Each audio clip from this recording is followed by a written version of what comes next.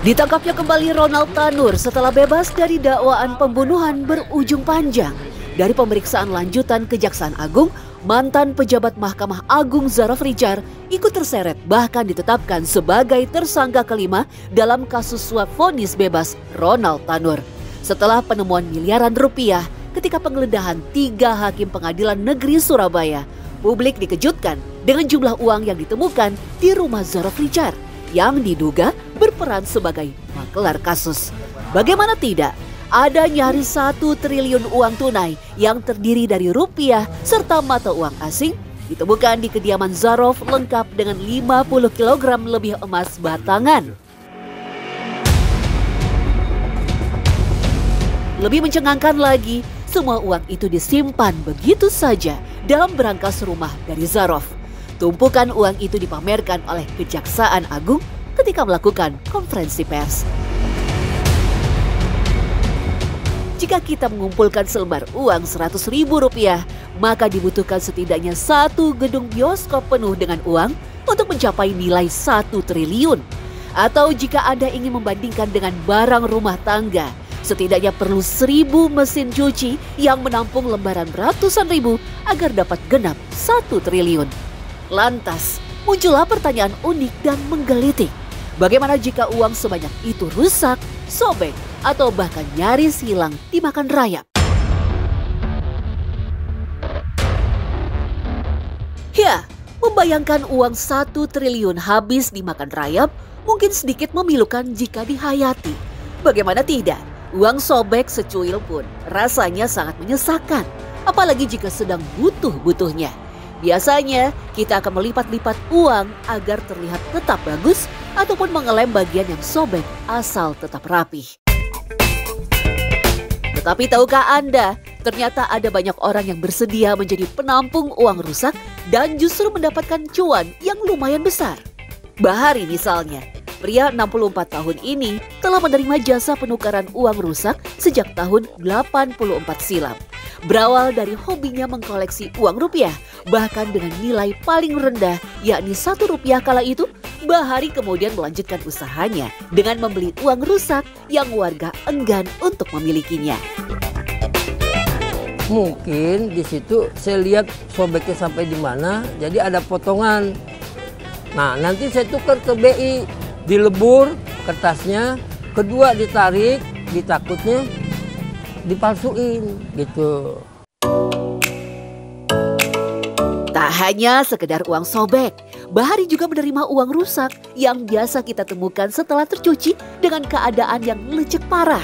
Pria asli Jakarta ini mengaku tidak mematok harga pas untuk setiap kondisi uang yang ia terima. Biasanya, jika uang masih terlihat mulus dan hanya sobek sebagian kecil, Bahari bisa membayar 80-90% dari nilai uang tersebut. Jika sobeknya lebih besar, maka dia hanya berani membayar separuh dari nominal mata uang tersebut. Misalkan 50.000 uangnya mulus, sobek, 20% sobeknya. Ya paling saya bayar 40.000. Tetapi kalau uangnya hancur, kotor, sobek, ya saya kurangin, mungkin separohnya 25. Setelah terkumpul sejumlah uang, barulah Bahari menukar uang tersebut ke Bank Indonesia untuk mendapatkan nominal uang yang sama dengan jumlah dari total uang rusak. Meski terbilang konvensional, usaha pengepul uang Bahari masih sangat diminati oleh sebagian masyarakat yang memang segan menggunakan uang rusak sebagai alat transaksi.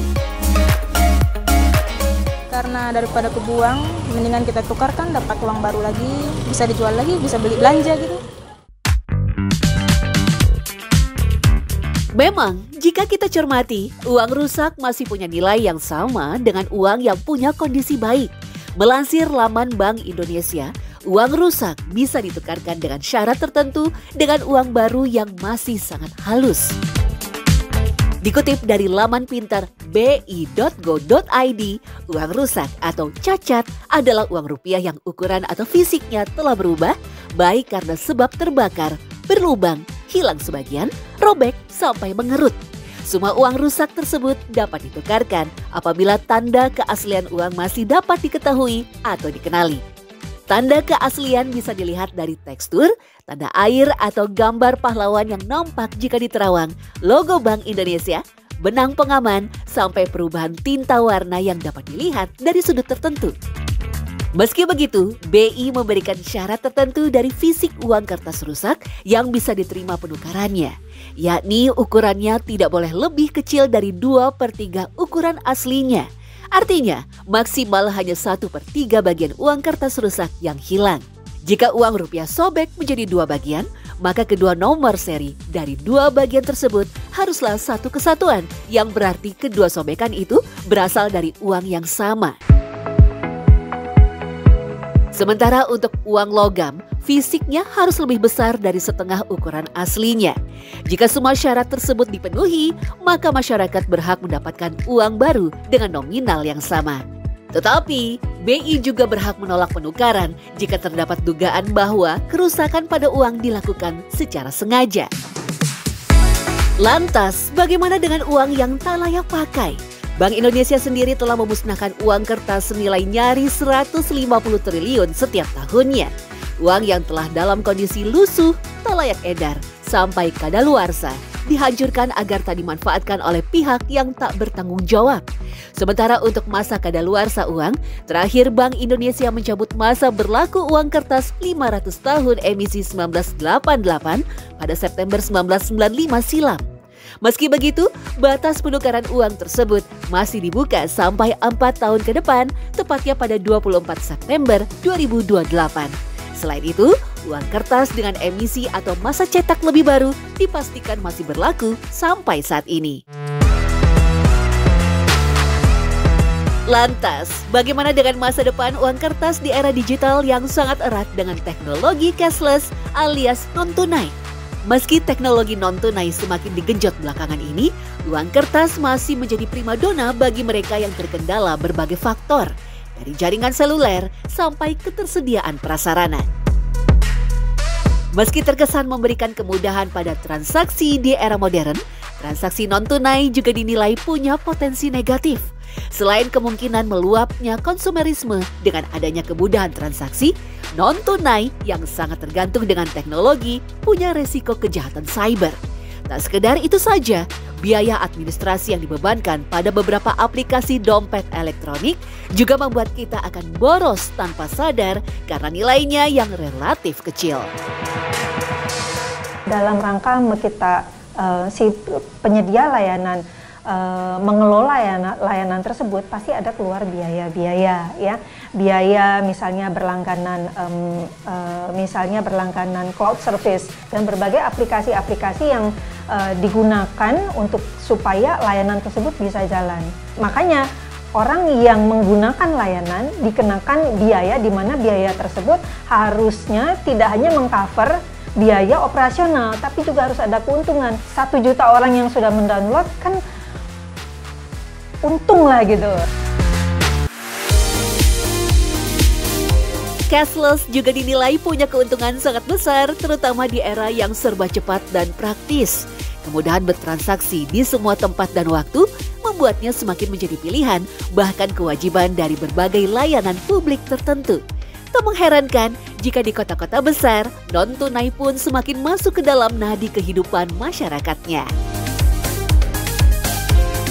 Nah, menurut aku itu nguntungin banget ya, apalagi kita sebagai mahasiswa, dimana aku nggak perlu bawa duit kertas lagi kan, mendingankan kantong juga. Cashless itu sangat membantu ya, apalagi kalau aku ke kantin cuman biasanya bawa HP doang. Tapi untuk potongannya biasanya rada memberatkan, walaupun sedikit-sedikit nanti lama-lama juga jadinya banyak. Lantas, di tengah gempuran teknologi yang semakin gencar, mengapa Zarofrichar masih menyimpan uang tunai di rumah sampai triliunan? Dengan segala transaksi non-tunai yang dapat dideteksi, Zarof dinilai memanfaatkan celah tersebut dengan terus bermain uang tunai agar akal liciknya tidak terendus oleh penegak hukum. Pasalnya, laporan harta kekayaan penyelenggaraan negara atau LHKPN yang diserahkan oleh Zarof hanya senilai 51 miliar saja. Dan semua tertulis pada catatan yang terlihat secara kasat mata dan juga secara elektronik.